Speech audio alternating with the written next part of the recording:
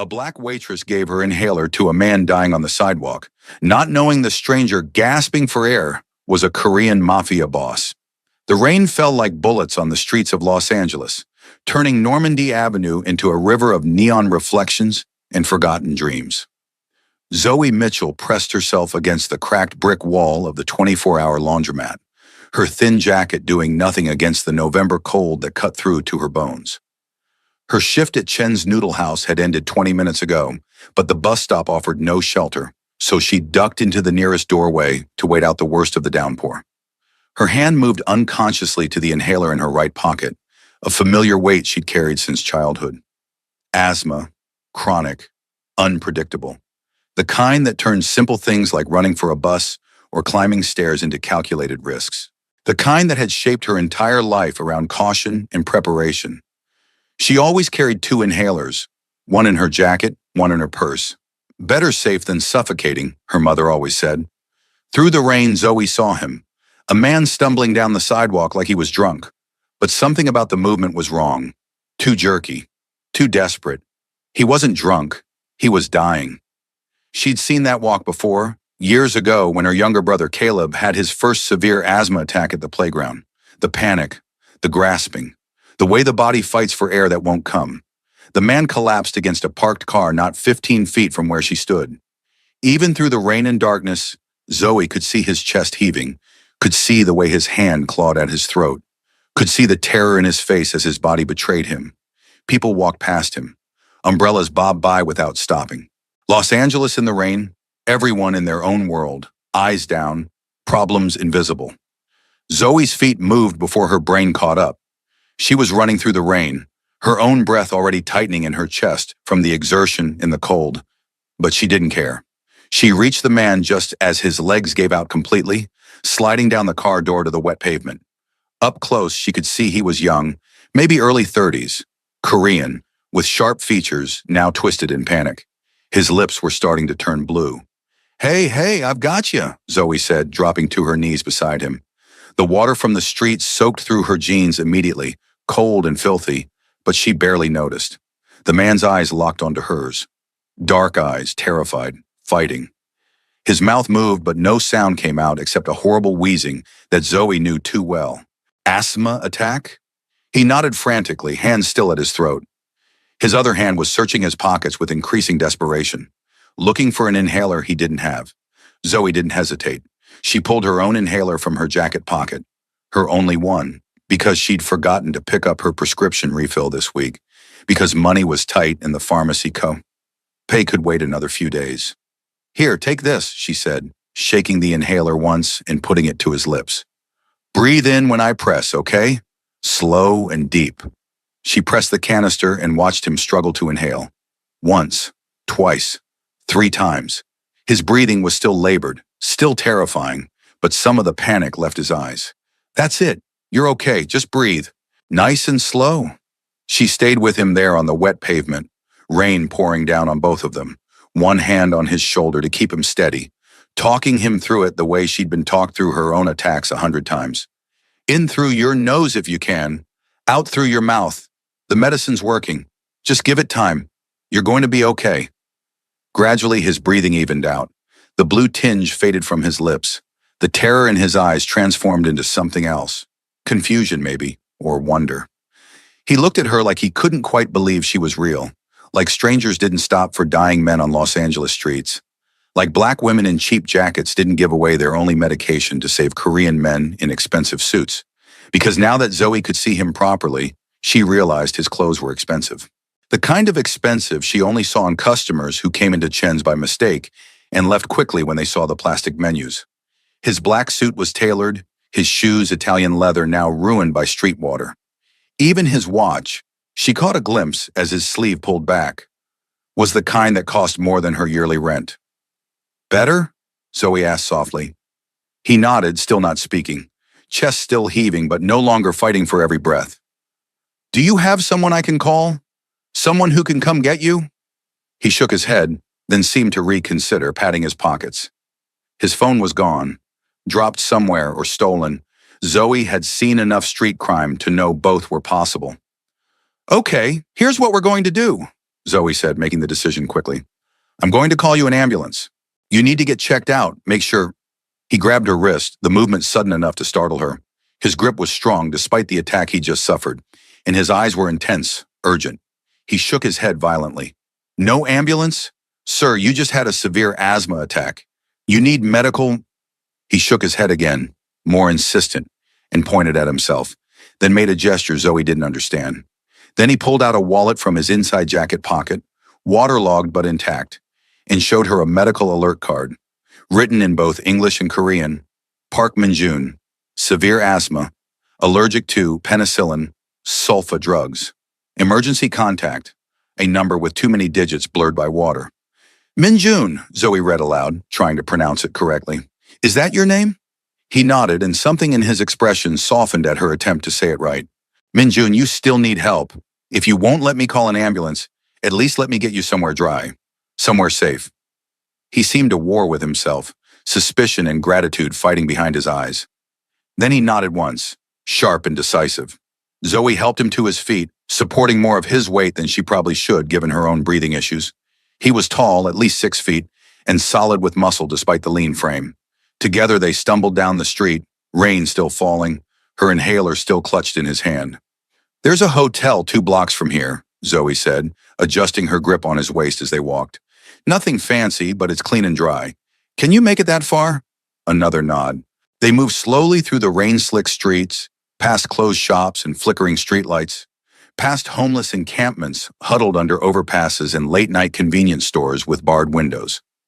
The Hotel Angelino had seen better days, probably sometime in the 1970s, but it had a working lobby and a clerk who barely looked up from his phone as Zoe half-carried Min-jun through the door.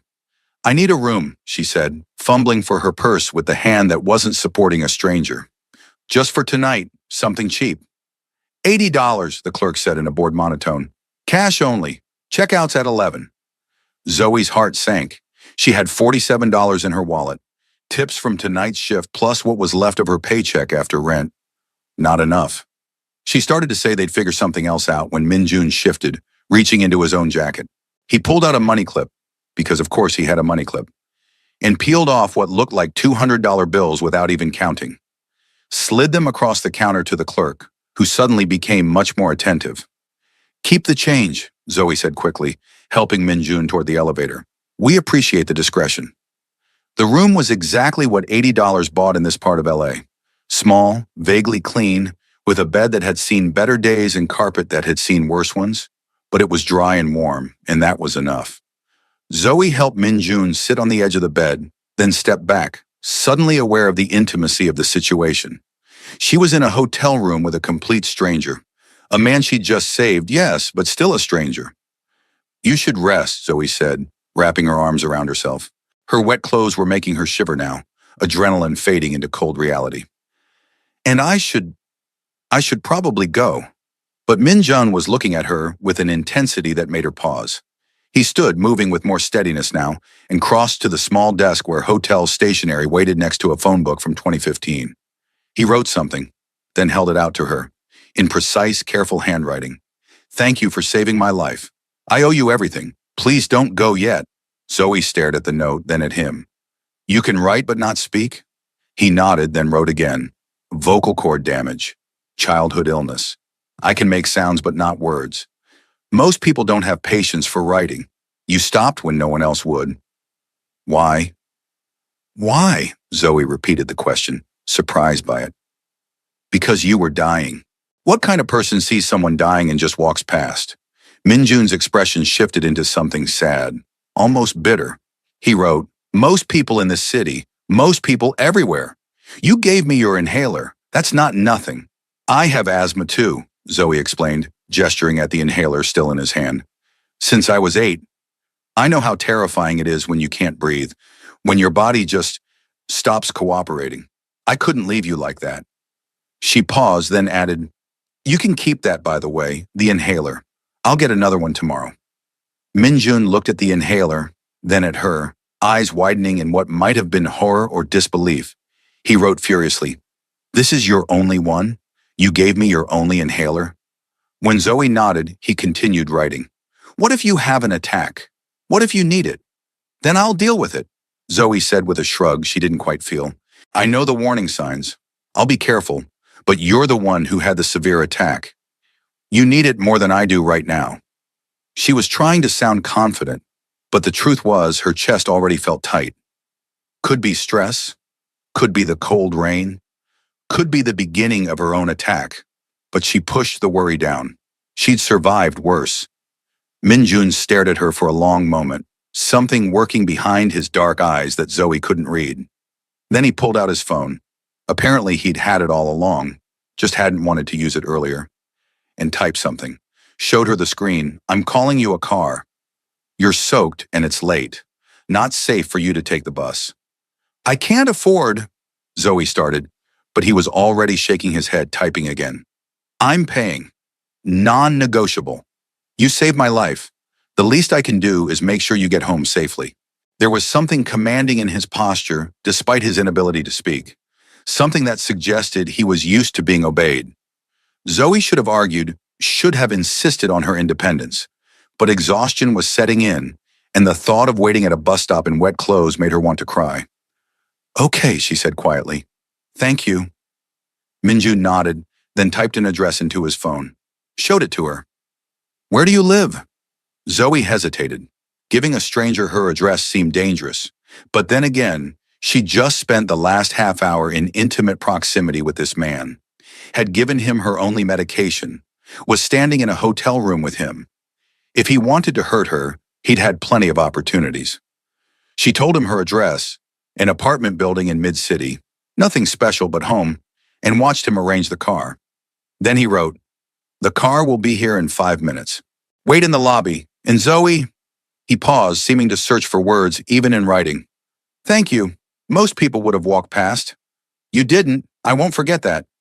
I hope you feel better, Zoe said, suddenly awkward. And maybe see a doctor tomorrow? Get your own inhaler? He nodded, a slight smile touching his lips. Then he did something unexpected. He bowed. A formal, deep bow of respect and gratitude. Zoe didn't know how to respond, so she just nodded back and left. The black car that pulled up to the Hotel Angelino 5 minutes later was nicer than any vehicle Zoe had ever been in. Leather seats, tinted windows, a driver in a suit who opened her door and didn't comment on her wet, bedraggled appearance. The drive to her apartment took less than 15 minutes, and when she tried to tip the driver, he refused. Already taken care of, miss. Have a good night. Zoe climbed the 3 flights to her apartment in a daze, her mind replaying the last hour. The man dying on the street, the inhaler she'd given away without thinking, the hotel room and the careful handwriting, and the bow. Park Min-jun, a stranger she'd saved and would probably never see again. She should feel good about it. She'd done something kind, something important. Instead, she felt hollow. Inside her tiny studio, she peeled off her wet clothes and stood under a hot shower until the water ran cold. Her chest felt tight, breathing slightly labored. She needed her inhaler, needed to refill her prescription tomorrow, which meant finding $60 she didn't have because she'd budgeted for next week, not tomorrow, because she'd given her only one to a stranger. Worth it, she told herself, climbing into bed. He was dying. It was worth it. But as she lay there trying to breathe slowly and evenly, fighting the tightness in her chest, a small voice whispered, "What if you have an attack tonight? What if you can't breathe and there's no one to save you?" She pushed the thought away and focused on the memory of Minjun's eyes, the way they'd changed from terror to gratitude, the way he'd looked at her like she was something precious. Sleep came fitfully, interrupted by dreams of drowning in air, in a stranger's bow, and dark eyes that saw too much. Morning came too early, announced by her phone alarm screaming at 6:00 a.m. Zoe silenced it with a groan, every muscle in her body protesting as she rolled out of bed. The double shift at Chen's Noodle House started at 7, and she couldn't afford to be late.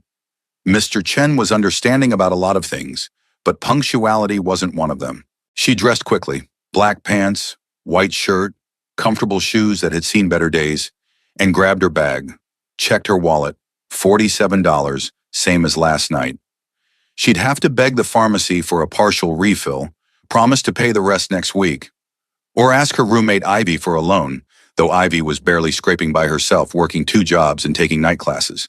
The bus ride to Koreatown took 40 minutes, traffic already building up even though the sun was barely up. Zoe pressed her forehead against the window and watched Los Angeles wake up. Street vendors setting up carts, shopkeepers rolling up security gates, homeless people stirring in their cardboard shelters. The city of angels, her mother used to call it. More like the city of survival. Chen's Noodle House occupied a narrow storefront on Western Avenue, sandwiched between a Korean grocery and a cell phone repair shop. The neon sign flickered weakly even in daylight, and the smell of frying garlic and ginger hit Zoe as soon as she pushed through the door. Home, or as close to it as anywhere outside her apartment. "You're late," Mr. Chen called from the kitchen, not looking up from the wok he was stirring. He wasn't really angry. If he was, he'd be yelling in Mandarin. This was his version of a greeting. "3 minutes," Zoe called back, tying her apron. "That's basically early for me." She heard his snort of amusement over the sizzle of cooking. The lunch crowd would start arriving in an hour, but the morning regulars were already trickling in. Construction workers grabbing coffee and bao before job sites opened, elderly Korean women getting their daily jjigae, students cramming in breakfast before class. Zoe fell into the familiar rhythm, taking orders, pouring coffee, delivering steaming bowls of noodles, clearing tables, repeating. Her chest still felt tight from last night, but she ignored it. She had work to do, money to make, bills to pay, no time for weakness. Around noon, the lunch rush hit like a tsunami. Every table full, people waiting by the door, orders coming faster than Zoe could write them down. She moved in a blur of efficiency, muscles remembering the choreography even when her mind fogged from exhaustion. Table 6 wants extra kimchi. Table 3 needs more water. Table 9 is still waiting on their jaffe. She was refilling coffee at table 4 when the door opened and the entire restaurant went quiet. Zoe didn't notice at first, too focused on not spilling hot coffee on Mr. Kim's lap. But then she felt it, the shift in atmosphere, the sudden tension. She looked up. Minjun stood in the doorway. He looked different in daylight, still expensive. A charcoal gray suit today that probably cost more than her car would if she owned one. But there was something else, something that made every person in the restaurant suddenly very interested in their noodles. He wasn't alone. 2 men flanked him, both Korean, both wearing dark suits and darker expressions, both scanning the room with eyes that saw everything and forgot nothing. Mr. Chen appeared from the kitchen, wiping his hands on his apron, face carefully neutral in a way that made Zoe's stomach twist. She'd never seen him look like that, controlled, almost afraid. "Mr. Park," Mr. Chen said, bowing slightly, "we weren't expecting you. I hope everything is satisfactory." Mr. Park? Zoe's mind raced. Jun was Mr. Park, and Mr. Chen knew him? But before she could process that, Jun's eyes found hers across the crowded restaurant. Recognition flared in his gaze, followed by something else. Relief, maybe, or surprise. He moved toward her through the tables, the crowd parting like water before a shark. Can I help you?" Zoe managed, heart pounding for reasons she didn't understand. Minjun pulled out his phone, typed, showed her the screen. "You work here?" "Yeah, for about 2 years now. Why?" He typed again. "This is my restaurant. I own Chen's Noodle House." The world tilted slightly.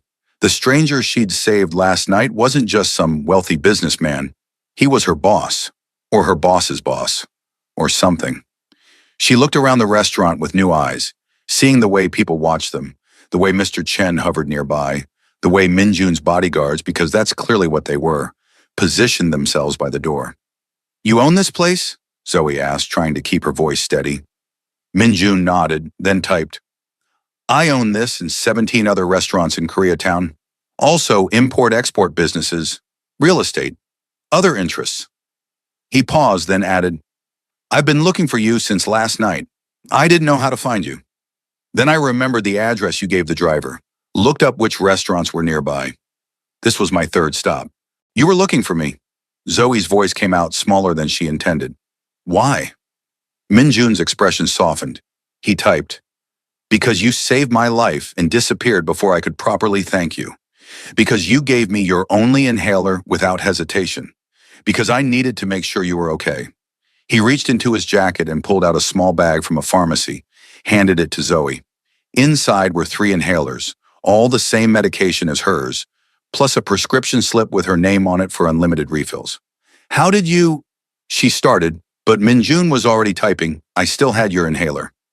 Called the pharmacy this morning with the prescription number. Had them transfer it and fill it. You should never be without medication you need. Zoe stared at the bag, throat tight with emotion that had nothing to do with asthma. This is too much. I can't accept... Minjun's hand on her wrist stopped her. Not grabbing, just touching. Gentle. He typed with his free hand. You gave me your last one when I was dying. This is nothing. Please accept it. Around them, the restaurant had returned to its noise and bustle, but Zoe felt like they were in a bubble. Just her and this intense stranger who owned her workplace and had tracked her down to give her medicine. Thank you, she said finally. Thank you. Minjun smiled then, a real smile that transformed his severe features into something almost gentle. He typed, Can we talk? After your shift. There's something I want to ask you. Every instinct Zoe had screamed caution. Rich men who owned multiple businesses and traveled with bodyguards didn't usually want to talk with struggling waitresses. But she remembered his terror last night, his gratitude, the careful bow.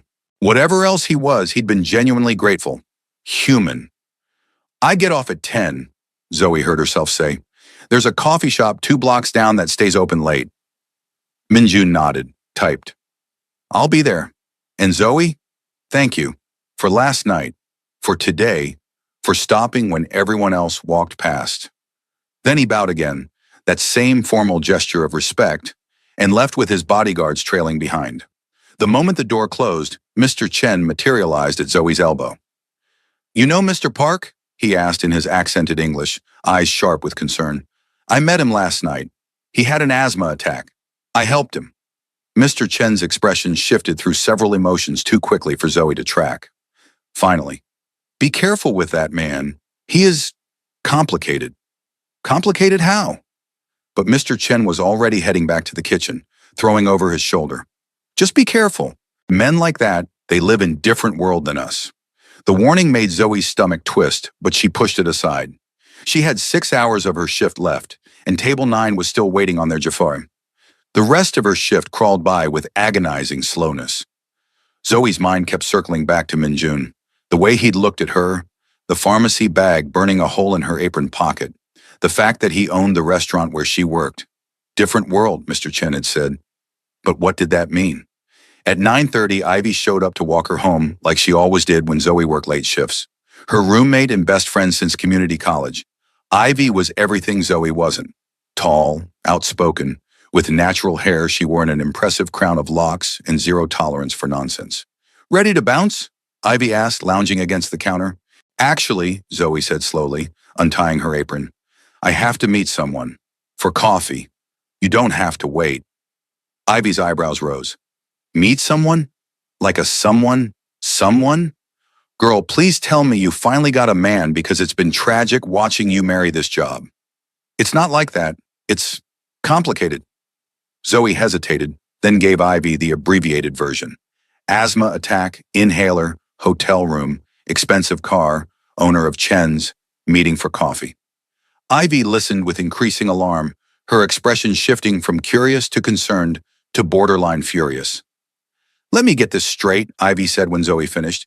You gave your only inhaler to some random dude, ended up in a hotel room with him, gave him your address, and now you're meeting him for coffee? Zoe, baby, that's not complicated.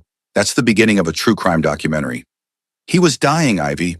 What was I supposed to do? Let him suffocate? Yes, no, I don't know. Call an ambulance like a normal person. Ivy ran her hands over her locks, agitated. And he owns this place? Zoe, do you even know what that means? Mr. Chen is terrified of this man. I've seen how people act when Park comes around. That's not normal boss behavior. That's fear. The observation landed like a stone in Zoe's stomach. She had noticed the atmosphere shift when Minjun entered, had seen Mr. Chen's careful neutrality, the way customers suddenly became very interested in their food. Maybe he's just intense, she offered weakly. Intense doesn't make grown men scared, Ivy countered. Dangerous does. Zoe, please, don't meet this man alone. At least let me come with you. Sit at a different table. Give you backup. Zoe wanted to argue, wanted to say Ivy was being paranoid, but her friend's concern was valid. She didn't really know Min Jun, didn't know what other interests meant, didn't know why grown men feared him.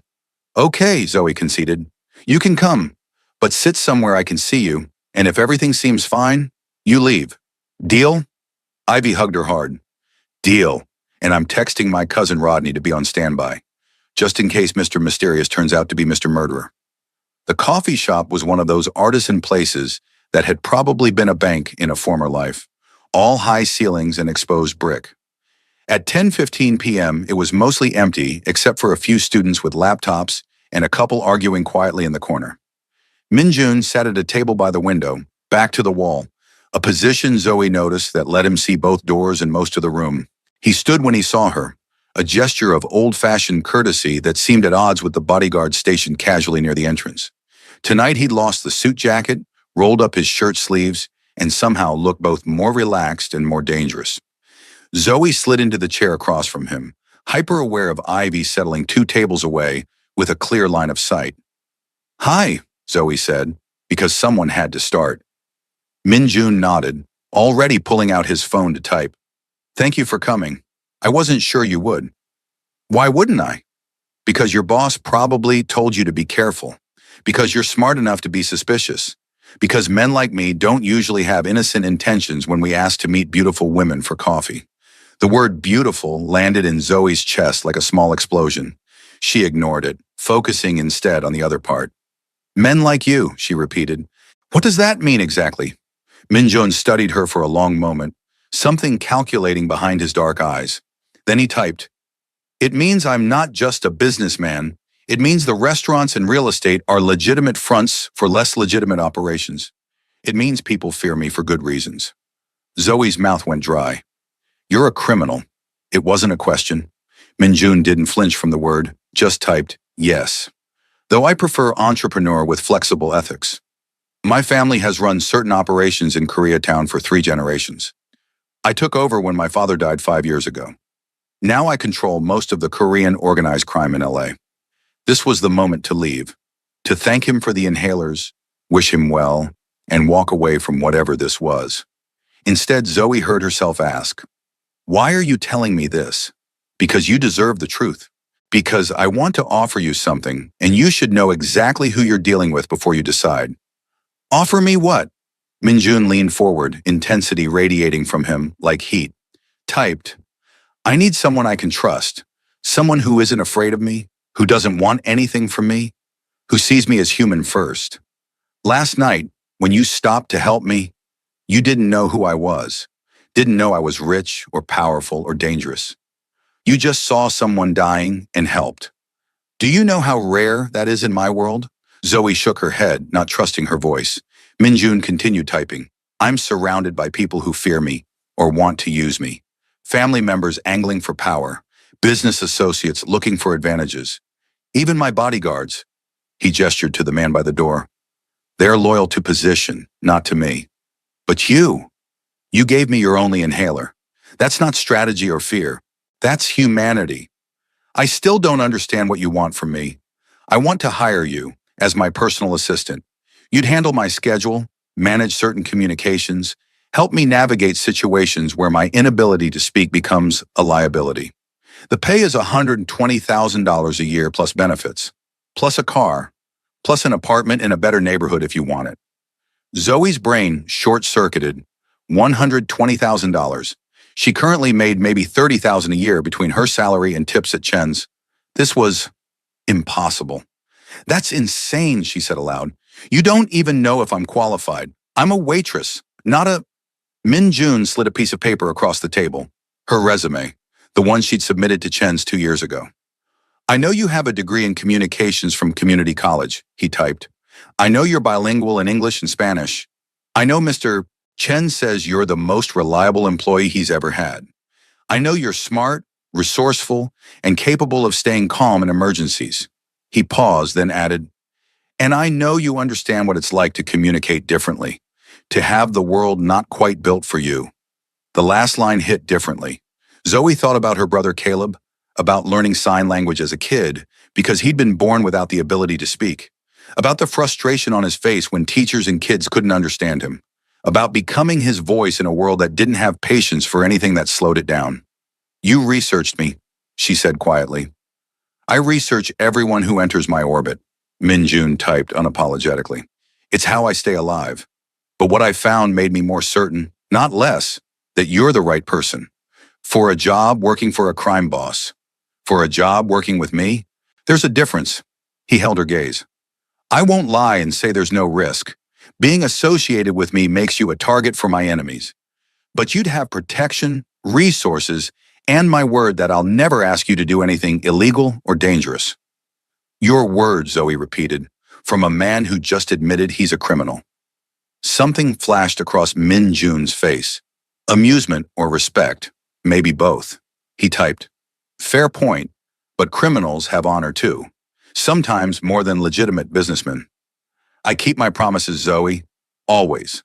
And I'm promising you safety, security, and a chance at a better life. In exchange, you give me your time, your skills, and your honesty." "Why me? Really, you could hire anyone with better qualifications." Min Jun set down his phone and looked at her. Really looked, like he was trying to memorize every detail. Then he typed slowly, "Because when I was dying on that street, you didn't see a powerful man or a potential opportunity. You saw a human being who needed help. That's wisdom money can't buy, and fear can't fake. I need that around me. I need you." The confession was raw, vulnerable in a way that didn't match the crime boss persona. Zoe felt something shift in her chest, some wall beginning to crack. "I need to think about it," she said finally. Min Jun nodded, typed, "Of course. Take as long as you need. But while you're thinking," he slid an envelope across the table. "Open it when you get home." "What is this?" "Insurance. Protection. Call it what you want." He stood, buttoned his cuffs with practiced precision. "Thank you for meeting me, for hearing me out. And Zoe," he waited until she looked up, "whatever you decide, thank you for last night. You gave me something more valuable than my life. You gave me hope that good people still exist." Ivy materialized the moment Min and Jun's car pulled away.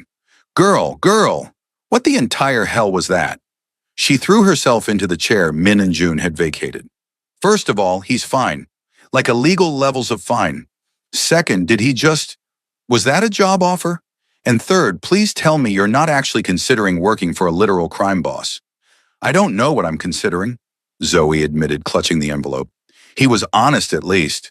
Didn't try to hide what he is." "Because honesty makes crime okay?" Ivy's voice rose. "Zoe, listen to yourself. This man runs organized crime in Koreatown. That's not flexible ethics. That's illegal, dangerous, probably violent." "He saved my job," Zoe found herself saying. "Mr. Chen told me last week that he might have to lay people off. Business has been slow. If Min Jun owns the restaurant, he's the reason I'm still employed." "So that makes him a hero. He probably owns half the businesses on this street and extorts the other half." Zoe had no answer for that. Ivy was right. Logically, objectively right. But something about Min Jun didn't fit the criminal stereotype. The way he'd bowed in gratitude. The inhalers he'd gotten her. The vulnerability in his typed words. "Just, let me think about it, okay? I haven't decided anything." Ivy sighed, deep and worried. "Fine, think. But Zoe, just promise me you'll be smart about this. Whatever's in that envelope, whatever he's offering, remember that men like him don't give without expecting something back. And usually what they want costs more than money." Back in her apartment, Zoe stared at the envelope for a full 10 minutes before opening it. Inside was a check for $10,000, a note in Min Jun's precise handwriting, for emergencies, for security, for peace of mind. No strings attached. "Whether you take the job or not, this is yours. Consider it a thank you for my life." MJ $10,000. More money than Zoe had ever seen in one place. Enough to pay off her credit cards, cover 6 months of rent, finally fix her car that had been making concerning noises, get Caleb the specialized equipment he needed for his graphic design course. She picked up her phone to call Min Jun to tell him she couldn't accept this, but realized she didn't have his number. Instead, she texted Mr. Chen. "Can you give me Park Min Jun's number? I need to talk to him about something." The response came immediately. "Zoe, be very careful. Mr. Park is not a man to owe debts to, but he sent the number anyway. Zoe stared at it for another 5 minutes, then typed, I can't accept this money. It's too much. The response was almost instant. It's not too much. You saved my life. Money is meaningless compared to that. Please don't insult me by refusing. Zoe, I don't want to owe you anything. June, you don't. This isn't leverage. It's gratitude. Keep it. Use it. Or burn it if that makes you feel better. But Zoe, please understand, having money you need isn't a debt. It's justice. She read the last message 3 times. It's justice. Like her struggling was an injustice that money could correct.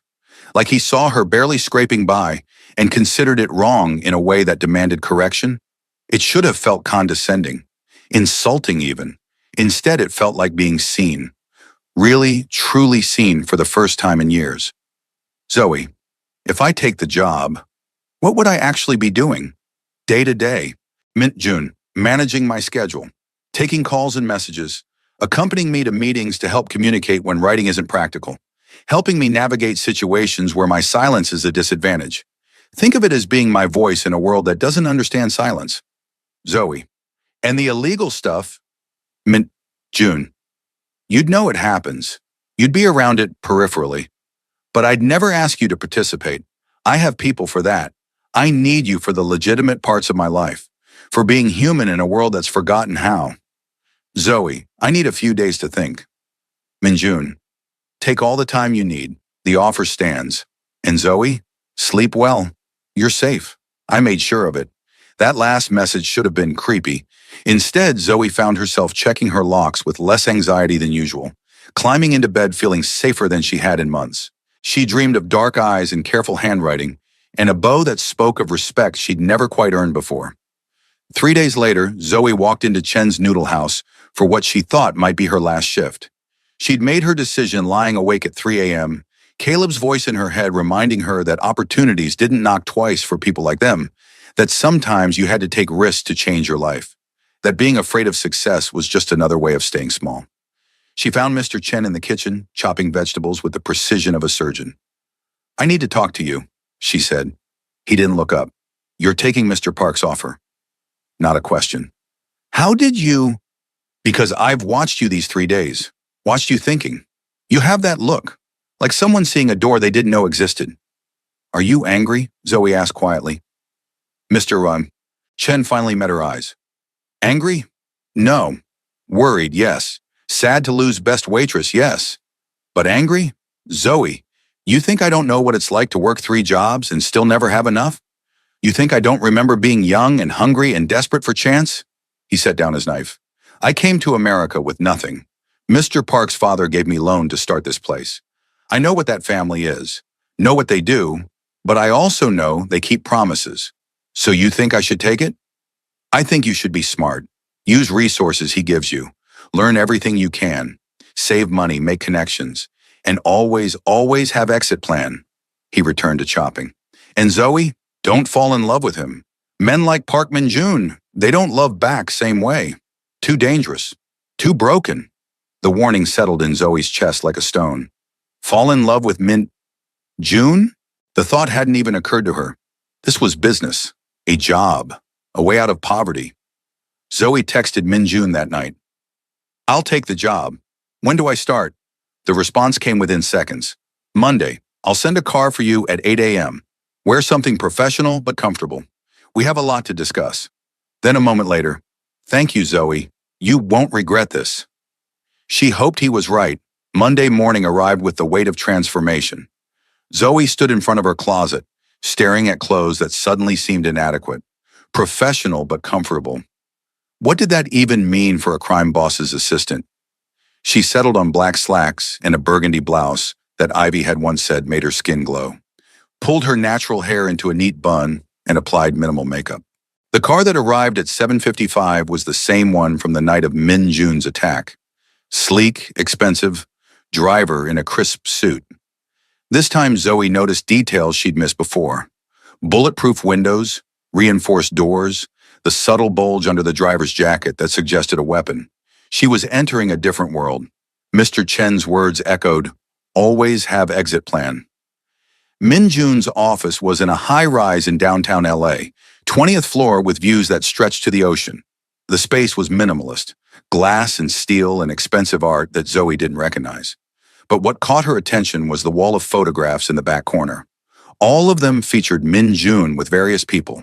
An older Korean man who must be his father, a beautiful woman who might be his mother, groups of serious-looking men in suits. "Good morning." Zoe turned to find Min Jun emerging from an interior office, dressed in a navy suit that probably cost more than her rent. He smiled, genuinely smiled, when he saw her and typed into his phone, "You came. I wasn't entirely sure you would."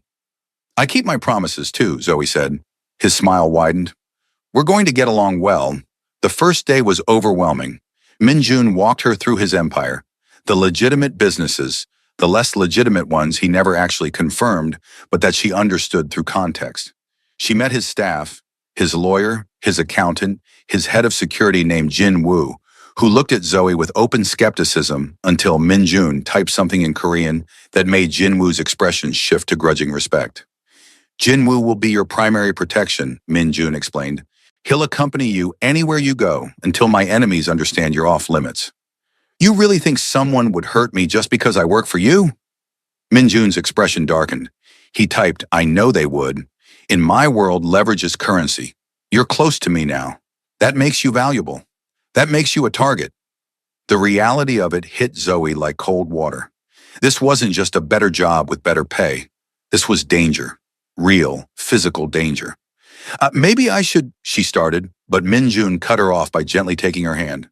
Typed with his free hand, "I will never let anyone hurt you. That's not empty promise. That's blood oath. You're under my protection now. Anyone who touches you answers to me. And Zoe?" He waited until she met his eyes. "No one wants to answer to me." There was something fierce in his gaze, protective and possessive in equal measure. It should have frightened her. Instead, Zoe felt safe, safer than she'd felt in years. "Okay," she said quietly. "I trust you." Something shifted in Min Jun's expression, softened. He released her hand and typed, "You shouldn't trust me this quickly. I'm still a dangerous man." "Dangerous to your enemies," Zoe found herself saying. "Not to me."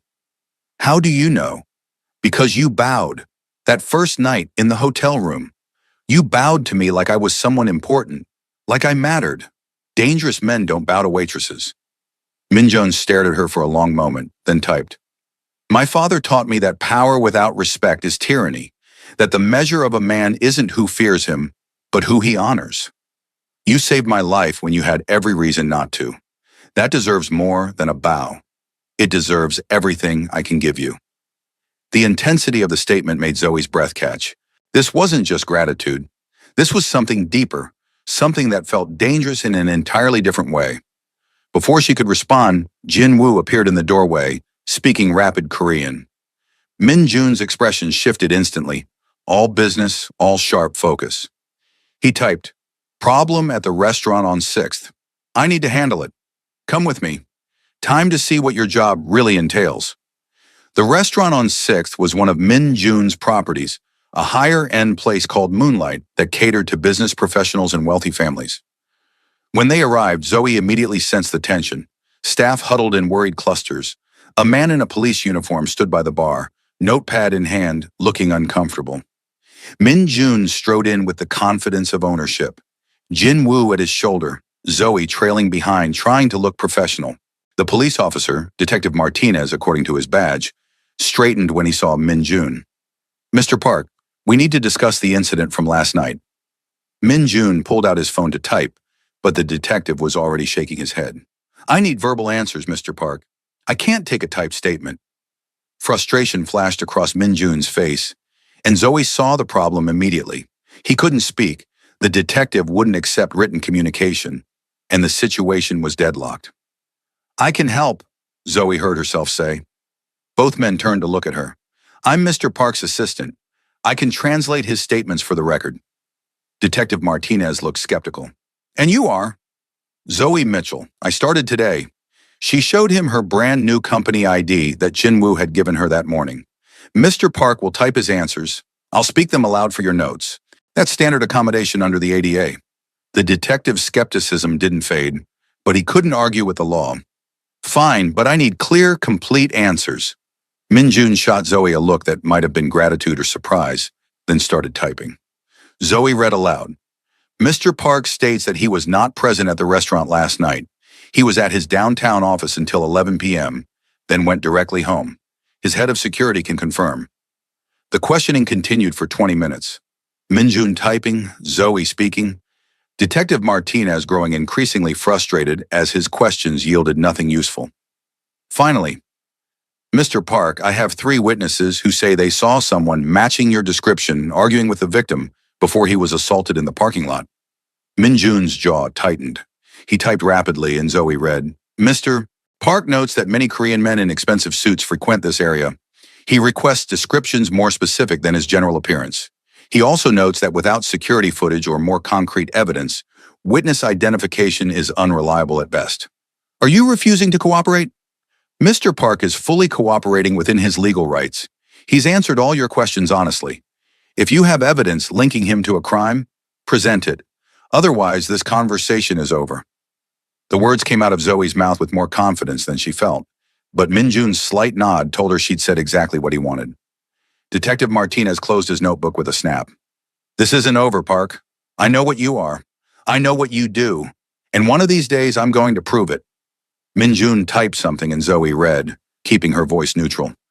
Mr. Park looks forward to your continued investigation into legitimate business operations. He's always happy to cooperate with law enforcement.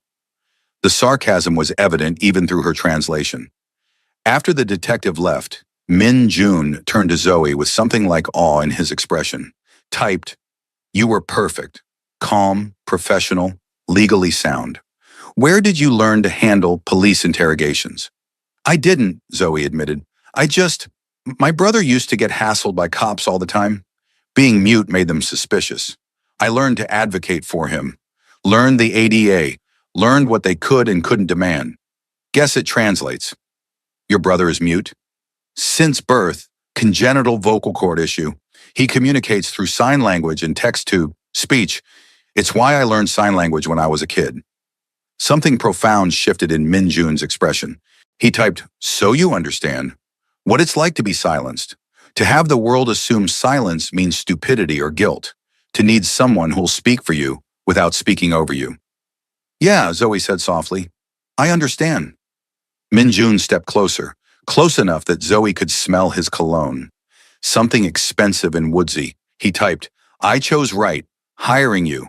You're not just qualified, you're perfect, like you were made for this role.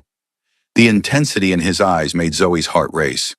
I'm just doing my job. No, you're being my voice in a way no one else has ever managed. Do you know how rare that is? How valuable? His hand came up, hesitated, then gently touched her cheek. Thank you. Zoe should have stepped back, should have maintained professional boundaries.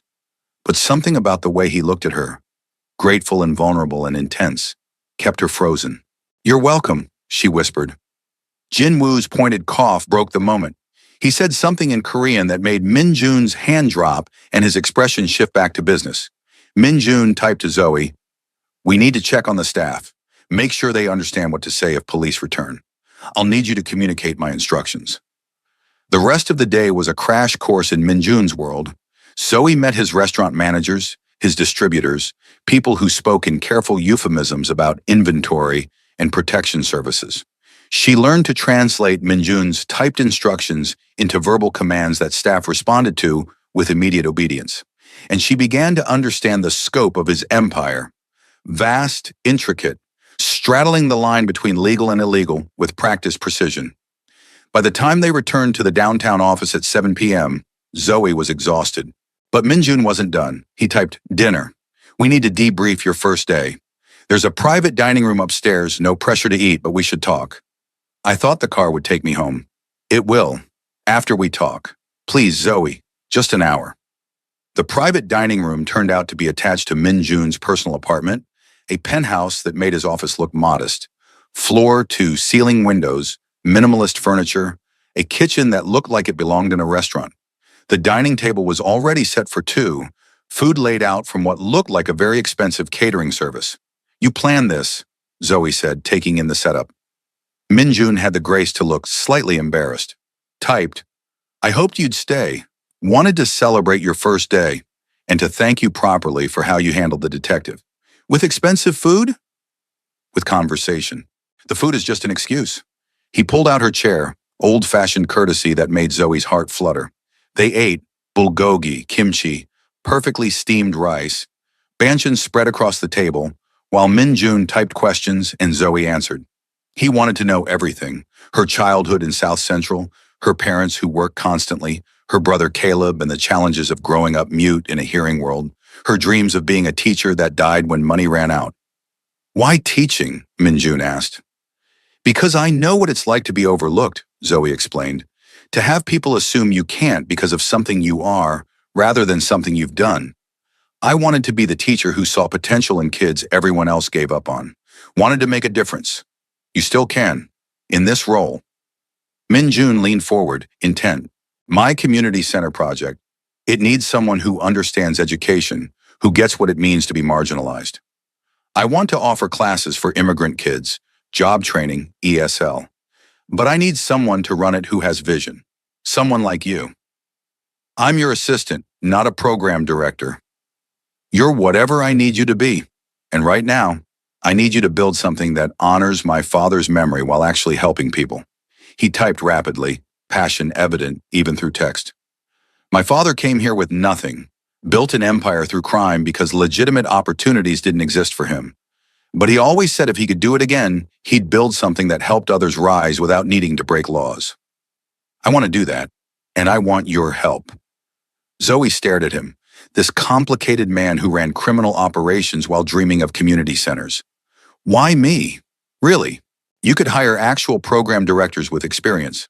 Because experience without heart is just bureaucracy. You have heart. You stopped for a dying stranger. You defended me to police. You understand what it means to be voiceless and need an advocate. That's worth more than any degree. You put a lot of faith in someone you barely know. Minjun set down his phone and just looked at her. Really looked, with an intensity that made Zoe's breath catch. Then he typed, I know you better than you think. I know you gave your last inhaler to a stranger. I know you work double shifts to send money to your parents. I know you visit your brother every Sunday and help him with his graphic design work. I know you're kind in a world that punishes kindness. That's not barely knowing someone. That's understanding who they are. You really did your research. I protect what's mine. And Zoe, whether you realize it yet or not, you're mine now. My employee. My responsibility. He paused, seemed to reconsider, then finished. My priority. The possessive language should have alarmed her. Instead, it sent warmth flooding through Zoe's chest. Your priority, she repeated softly. Yes. June stood, came around the table, offered his hand. Dance with me? There's no music. There doesn't need to be. And somehow that made perfect sense. Zoe took his hand and let him pull her close.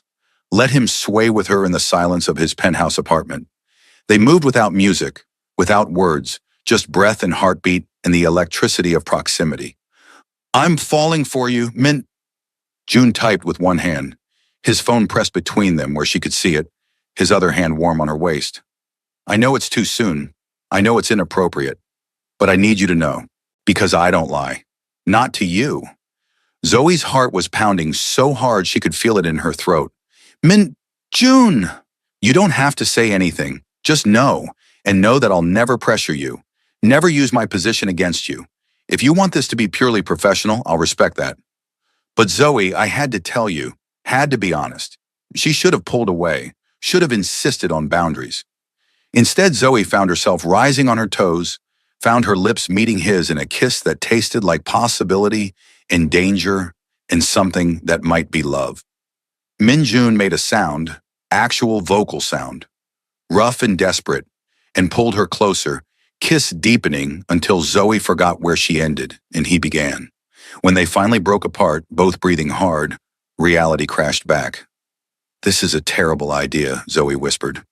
Minjun typed. Probably the worst. You're my boss. I know. You're a criminal. I know that too. And I'm falling for you anyway. Min Jun's smile could have lit the city. He typed, "Good. Then we can be terrible together." The next 3 months were a fever dream of professional competence and personal complication. Publicly, Zoe was Min Jun's perfect assistant, managing his schedule, translating his communications, handling situations that required verbal negotiation. She ran interference with law enforcement, smooth-talked difficult business partners, and became indispensable to his operations. Privately, they were something else entirely. Stolen kisses in his office between meetings, late-night dinners in his penthouse that turned into mornings, conversations typed on phones and spoken aloud that revealed depths Zoe had never imagined. Min Jun was brilliant and broken, honorable and ruthless, capable of ordering violence while funding scholarships for immigrant children. "You're a walking contradiction," Zoe told him one night, lying tangled in his sheets after making love that left her breathless. Min Jun typed, "I'm a product of my world, born into violence, raised to lead, trying to build something better while maintaining what is. Is it hypocritical? Yes, but it's the only way I know to honor both my father's legacy and my own conscience. What if you could leave it all? Start over somewhere new? With you?" The question came with such hope that Zoe's heart ached. "Yeah, with me." Min Jun was quiet for a long time, fingers tracing patterns on her skin. Then, "I'd want to. God, I'd want to. But Zoe, you don't just leave this life. It follows you, my enemies, my allies. Everyone who depends on the structure I maintain, they wouldn't just let me walk away." "So what? We just keep living like this. You running your empire, me pretending I don't know the details, both of us waiting for the other shoe to drop? Is that so terrible? Having this? Having us?" "No," Zoe admitted, "but it's not sustainable either. Eventually, something's going to force a choice." She was right. The choice came 2 weeks later in the form of federal agents at Min Jun's office door.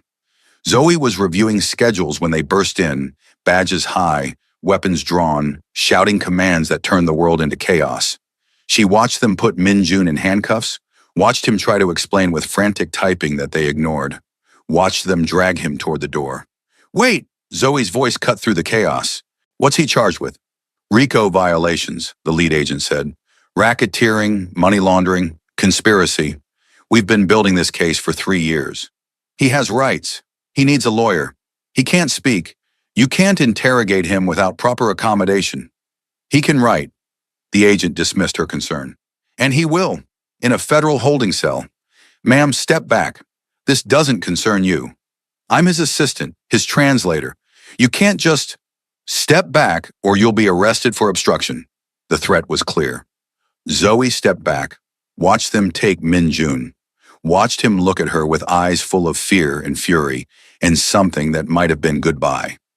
The moment they were gone, Zoe was calling Jin Woo. "They took him. Federal agents, RICO charges. What do we do?" "We?" Jin Woo's voice was cold. "You're an employee, Miss Mitchell. This is family business now. Stay out of it." "I'm not staying out of anything. He needs help. He needs you to be smart. If you get involved, you become a target. They'll investigate you, use you against him. Best thing you can do is distance yourself. Claim ignorance." "I won't abandon him." Jin Woo sighed, deep and weary. "Then you're a fool, but a loyal one. Meet me at the lawyer's office in an hour. We'll figure this out." The lawyer, a sharp-eyed woman named Rebecca Chen, was blunt about Min Jun's chances. "The feds have wiretaps, financial records, witness testimony. They've been building this for years. Unless Min Jun cooperates, testifies against his associates, he's looking at 20 years minimum." "He won't testify," Jin Woo said flatly. "That would be signing his own death warrant. The families he'd betray would kill him in prison." "Then we pray for a miracle," Rebecca said. "Or a really bad prosecution. The arraignment is tomorrow morning. Federal courthouse downtown. They'll formally charge him, set bail, though with RICO, I doubt bail is happening. And here's the problem. Min Jun can't speak, can't defend himself verbally in court. Judge will demand competence evaluation." "He's completely competent," Zoe interjected. "He runs a multi-million-dollar operation, manages complex negotiations." "I believe you, but proving it to a judge when he can't verbally respond to questions? That's a challenge. We'll need documentation, Expert witnesses, possibly an interpreter. I can do it, Zoe said. Everyone turned to look at her. I can translate for him. In court, he types, I speak. It's what I've been doing for months. Rebecca shook her head. You're not a certified court interpreter. The judge won't accept. Then certify me. Fast track whatever process exists, or argue 80 accommodation. But Rebecca, you know as well as I do that Minjun's silence will be used against him. He needs a voice. I can be that voice. Rebecca and Jin Woo exchanged glances. Finally, Rebecca said, It's irregular. The prosecution will object. But it might work. If we frame it as necessary accommodation under the ADA, emphasize that Minjun's inability to speak doesn't indicate incompetence. She started typing rapidly on her laptop. I'll file emergency motions tonight. Argue that you've been his primary communication assistant for months, that you're familiar with his communication style, that denying him access to you violates his rights. This is a bad idea, Jinwoo said. If you do this, Miss Mitchell, you're making yourself part of the case. Prosecution will dig into your background, question your credibility, and if Min Jun is convicted, you could face charges as an accomplice. I don't care, Zoe said, surprising herself with the conviction in her voice. He needs help. I'm not walking away. Rebecca studied her with calculating eyes. You love him. It wasn't a question. Zoe could have denied it, should have maintained professional distance. Instead, yes, I love him, and I'm not letting him face this alone. Jinwoo's expression softened slightly. Boss chose well. You're either very brave or very stupid. Probably both. The federal courthouse was a fortress of marble and security. Zoe passed through metal detectors, had her bag searched, was escorted to the courtroom by marshals who looked at her with suspicion. Inside, the gallery was packed. Journalists, Min Jun's associates, federal agents, curious onlookers. All eyes turned when Min Jun was let in, wearing an orange jumpsuit and handcuffs. His eyes found Zoe immediately. Something in his expression cracked, relief and regret and love so fierce it took her breath away. The marshal seated him at the defense table next to Rebecca, who immediately leaned in to whisper something. Min Jun shook his head, pulled out a phone the court had allowed him for communication, and typed. Showed it to Rebecca. She frowned, typed back. He typed again, more insistent. Rebecca stood. Your Honor, my client requests that his communication assistant, Miss Zoe Mitchell, be allowed to sit at the defense table to facilitate his responses during proceedings. The prosecutor, a severe man named Davidson, immediately objected. Your Honor, this is highly irregular. Miss Mitchell is not certified legal interpreter. Her presence at the defense table is inappropriate. Miss Mitchell has been my client's primary communication assistant for the past 3 months, Rebecca countered. She's familiar with his communication style, his typing patterns, his needs as a nonverbal individual. The ADA requires reasonable accommodation for defendants with disabilities. Denying Mr. Park access to his preferred communication method violates his constitutional rights. The judge, an older black woman named Harris, looked intrigued. Miss Mitchell, please approach. Zoe stood on shaking legs and approached the bench. Judge Harris studied her with sharp eyes that missed nothing. You understand that facilitating communication for a defendant in a federal RICO case is serious business? That anything you translate could be used as evidence? Yes, Your Honor, I understand. And you're willing to take on that responsibility? I am. Mr. Park deserves the right to defend himself in his own voice, even if that voice comes through my words. Judge Harris's expression softened almost imperceptibly. Well said. I'll allow it on a provisional basis. But Miss Mitchell, you translate exactly what he types. No embellishment, no interpretation. His words only. Understood? Understood, Your Honor. Then take your seat at the defense table. Zoe moved to sit between Min Jun and Rebecca, hyper-aware of every eye in the courtroom tracking her movement. Min Jun's hand found hers under the table, squeezed once. Gratitude and affection and apology all in that single touch. The arraignment proceeded. The prosecutor read charges that made Zoe's blood run cold. Racketeering, money laundering, conspiracy to commit murder, obstruction of justice. Each charge carried years, decades of potential prison time. When Judge Harris asked for Min Jun's plea, he typed and Zoe read aloud. Not guilty, Your Honor, to all charges. The prosecution argued against bail, flight risk, danger to community, extensive criminal enterprise. Rebecca argued for reasonable bail with monitoring, community ties, no prior convictions, willingness to surrender passport. Judge Harris listened to both sides, then rendered her decision. Bail is set at $5 million. Mr. Park will surrender his passport, submit to electronic monitoring, and confine himself to Los Angeles County pending trial. $5 million. Zoe's heart sank, but Jin Woo was already on his phone, making arrangements. Within an hour, bail was posted. Cash, immediate. The kind of money that proved exactly how extensive Min Jun's resources were. By early afternoon, he was free, electronic monitor strapped to his ankle, standing outside the courthouse in the clothes Jin Woo had brought. "Take me home," Min Jun typed to Zoe. Not Jin Woo, not Rebecca. Zoe. She nodded and they climbed into the waiting car, leaving the circus of media and spectators behind. In the privacy of the vehicle, Min Jun pulled Zoe into his arms, held her so tightly she could barely breathe, and shook with silent sobs that broke her heart. "I've got you," Zoe whispered, running her hands through his hair. "I've got you, and we're going to fight this." Min Jun pulled back enough to type, "You shouldn't have done that. Shouldn't have made yourself part of this. Now they'll investigate you, threaten you, use you against me. Let them try. I'm not going anywhere." "Zoe, you don't understand." "I understand perfectly. I understand that you're facing 20 years for crimes you may or may not have committed. I understand that you can't defend yourself without help. And I understand that I love you enough to risk whatever comes." Min Jun's expression crumpled. He typed, "I don't deserve you." "Probably not, but you've got me anyway." The trial preparation consumed the next 2 months. Zoe learned more about Min Jun's operations than she'd ever wanted to know. The gambling, the protection rackets, the smuggling operations disguised as legitimate import businesses. She listened to wiretapped conversations, read financial documents that detailed money laundering schemes, reviewed witness statements from people who turned against Min Jun to save themselves. "How much of this is true?" she asked one night, surrounded by evidence in Rebecca's conference room. Min Jun didn't insult her by lying. Typed most of it. "The gambling operations are real.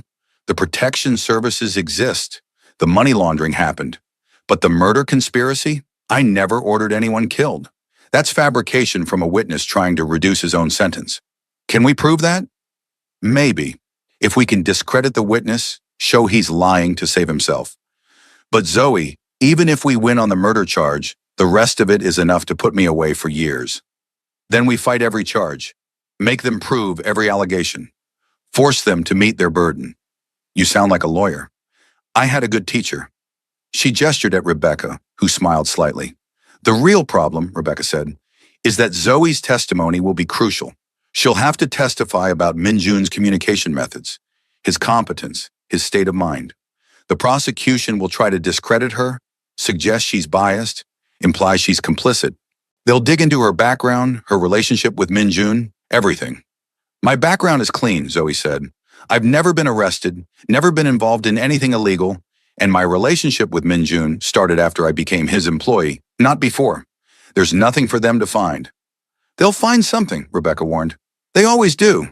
And Zoe, you need to understand, testifying for Min Jun could destroy your life, future employment, relationships, reputation. People will see you as a criminal's accomplice regardless of the verdict." Zoe looked at Min Jun, this complicated man who'd entered her life through an asthma attack and turned everything upside down. "I don't care," she said quietly. "Let them think what they want. I know who he is. I know who I am. That's enough." Min Jun typed, "I love you." The words appeared on his screen, simple and devastating. "I love you, and I'm sorry for dragging you into this nightmare." "You didn't drag me anywhere. I walked in with my eyes open." Zoe took his hand. "Now let's figure out how to win this thing." The trial began on a gray Monday in March.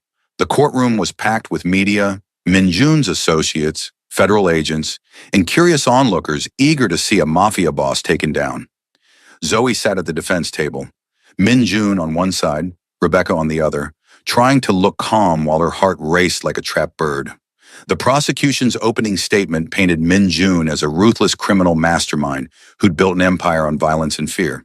They promised evidence, wiretaps, documents, witness testimony, that would prove beyond doubt his guilt on all charges. Rebecca's opening was different. She acknowledged Min Jun's business operations while questioning the prosecution's characterization, emphasizing reasonable doubt and highlighting the questionable credibility of witnesses motivated by plea deals. Then came the witnesses. One by one, people from Min Jun's world took the stand and testified against him. Some were clearly lying. Their stories contradicted evidence, shifted under cross-examination. Others were telling truth that made Zoe's stomach turn. Yes, Min Jun ran gambling operations. Yes, he collected protection money. Yes, he laundered cash through his restaurants. But the murder conspiracy remained unproven. The key witness, a former associate named Lee, testified that Min Jun had ordered a hit on a rival gang member. Under Rebecca's cross-examination, his story fell apart. Dates didn't match security footage. Recorded conversations he claimed existed couldn't be produced. And when pressed, Lee admitted he was testifying to avoid a 20-year sentence of his own. "So you're lying to save yourself," Rebecca stated. "Objection!" the prosecutor shouted. "Sustained," Judge Harris said. "Rephrase, Ms. Chen." "Mr. Lee, isn't it true that you'd say anything the prosecution wanted to avoid prison?" "I'm telling the truth." "A truth that conveniently emerged only after you were offered a plea deal?" Lee shifted uncomfortably. "I didn't want to betray Mr. Park, but I had to protect my family." Rebecca pulled out a document. "Your plea agreement states your sentence depends on the successful prosecution of Mr. Park. If he's acquitted, you face the full 20 years, correct?" "Yes." "So your freedom literally depends on Mr. Park's conviction." "That doesn't mean I'm lying," but the damage was done. The jury's skepticism was visible. When it was the defense's turn, Rebecca called Zoe to the stand. The prosecutor's objection, the witness is biased, romantically involved with the defendant, was noted but overruled. Zoe swore to tell the truth and sat in the witness box, acutely aware of every eye in the courtroom on her. "Miss Mitchell," Rebecca began, "how did you meet Mr. Park?" Zoe told the story: the asthma attack, the inhaler, the rescue. Described Min Jun's gratitude, the job offer, her role as his communication assistant. She was careful, factual, avoiding emotional language. "And during your time as Mr. Park's assistant, did you ever witness him ordering violence?" "No, never." "Did you see evidence of the murder conspiracy alleged by the prosecution?" "No. I saw a businessman managing restaurants and legitimate operations. I saw someone who couldn't speak defending himself from law enforcement, who didn't understand his disability. I saw a man trying to build community programs while maintaining his father's legacy." The prosecutor's cross-examination was brutal. "Miss Mitchell, isn't it true you're romantically involved with the defendant?" "Yes." "So you have personal motivation to lie for him?" "I have personal motivation to tell the truth. I love him, yes, but I love him for who he actually is, not who I'm pretending him to be. If I'd seen him order someone killed, I'd be testifying for the prosecution." "You expect us to believe that?" "I expect you to examine the evidence. I've never lied under oath. I have no criminal record. I'm a community college graduate who worked as a waitress before Mr. Park hired me. I have nothing to gain from lying and everything to lose. But I'm here because he deserves the truth, and the truth is that I never saw evidence of murder conspiracy. But you admit he runs gambling operations, protection rackets, money laundering schemes. I admit I was aware his business had questionable elements. But awareness isn't participation. I was his communication assistant, not his criminal accomplice. Yet you're defending him now. I'm translating for him. There's a difference. And yes, I'm defending him from charges I don't believe are true. That's not criminal. That's human." The prosecutor tried several more angles, but Zoe held firm. She was honest about what she knew, clear about what she didn't, and unshakable in her conviction that Min Jun hadn't ordered anyone killed. When she finally stepped down, Min Jun's eyes were bright with tears he couldn't shed in public. He typed on his phone, showed it to her as she passed. "Thank you for everything." The trial lasted 6 weeks. 6 weeks of testimony, evidence, legal arguments. 6 weeks of Zoe sitting beside Min Jun, translating his typed responses, watching him fight for his life through words on a screen. 6 weeks of falling deeper in love with a man who might spend the next 20 years in prison. The jury deliberated for 3 days. Zoe spent them in Min Jun's penthouse, neither of them sleeping much, just holding each other and pretending the world outside didn't exist. "If they convict me," Min Jun typed on the third night, "I need you to promise something. Don't. Promise me you'll move on. Build a life. Don't wait for me. I can't promise that. Zoe. No. If they convict you, I'll be here when you get out. I'll visit every chance I get. I'll fight for appeals. I'll wait. Because that's what love means. You don't get to ask me to stop. Minjun pulled her close and Zoe felt tears on her neck. His tears, silent and devastating. I don't deserve you, he typed. You keep saying that. I keep staying anyway. The verdict came on a Thursday. Guilty on racketeering charges. Guilty on money laundering. Guilty on conspiracy. Not guilty on murder conspiracy. Lee's testimony too questionable. Evidence too thin. Zoe watched Minjun's face as each verdict was read, watched him remain stoic and controlled even as his world collapsed. Sentencing was set for 2 weeks later. Outside the courthouse, media swarmed. Zoe pushed through them, Minjun's hand in hers, Jin-Woo clearing a path. They made it to the car, made it back to the penthouse, made it through the door before Minjun finally broke. He collapsed on the couch, pulled Zoe down with him, and shook with sobs that had no sound but shook his entire body. We'll appeal, Zoe said fiercely. Rebecca says there are grounds. The wiretap evidence might be inadmissible. The jury instructions were questionable. We're not done fighting, Minjun typed. I'm looking at 15 to 20 years. Even with appeals, even with good behavior, I'll be 45 when I get out. You'll be 43. Your whole life wasted waiting for a criminal. My life, my choice. And Minjun, you're not a waste. You're the man I love. The man who built community centers while running an empire. The man who bowed to a waitress because she helped him. The man who's fighting to be better than his father's legacy. That's worth waiting for. You're worth waiting for. He kissed her then, desperate and grateful and full of a love that transcended words typed on screens. They made love that night like it might be their last time, slow and fierce and tender all at once. And afterward, lying tangled together, Minjun typed, "Marry me." Zoe's breath caught. Before sentencing, before they take me away, I want you to be my wife. Want you to have everything I own if the worst happens. Want legal protection for you. But mostly, Zoe, I just want to call you mine in every way that matters. Yes, Zoe whispered. Yes, you impossible man. I'll marry you. Tomorrow? Tomorrow. They married in a small ceremony with just Jinwoo, Rebecca, Ivy, who cried through the entire thing despite her reservations, and Caleb, who signed his approval and welcomed Minjun into their family. Judge Harris, moved by their story, officiated. And when Minjun slipped a ring onto Zoe's finger, she felt something settle in her chest. Certainty. Whatever came next, they'd face it together. Sentencing came with the weight of finality. Judge Harris acknowledged Minjun's community contributions, his lack of violence in the proven charges, the questionable testimony that had driven the prosecution. But she also noted the severity of the crimes, the damage to the community, the need for deterrence. 15 years, she pronounced, eligible for parole after 10 with good behavior. 15 years, 10 minimum. Zoe felt the number like a physical blow, but Minjun squeezed her hand, typed with his free hand. I love you. Wait for me. Then the marshals were taking him away, and Zoe was left standing in a courtroom watching her husband of 2 weeks disappear into the federal prison system. The first year was the hardest, learning to live alone again, to sleep in a bed that felt too big, to build a life while half her heart was behind bars. But Zoe refused to collapse.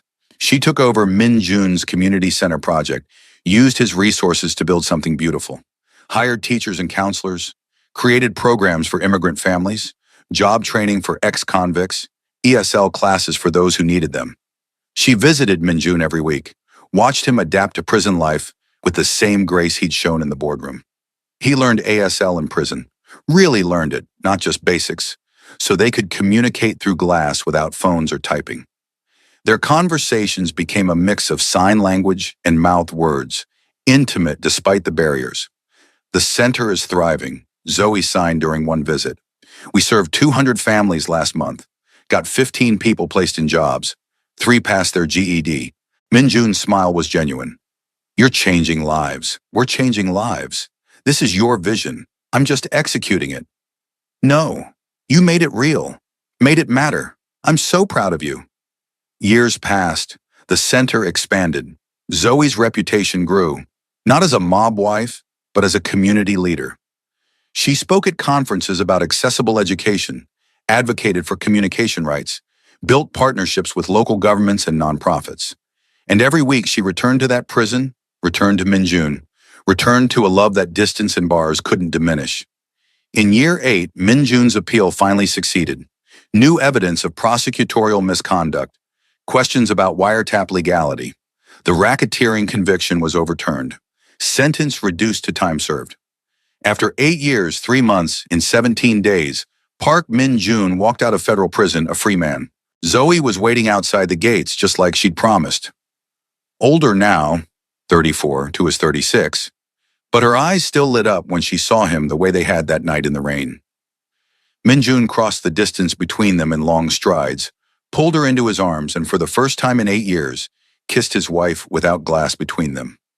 "I'm home," he signed when they finally broke apart. "You're home," Zoe agreed. "Now what?"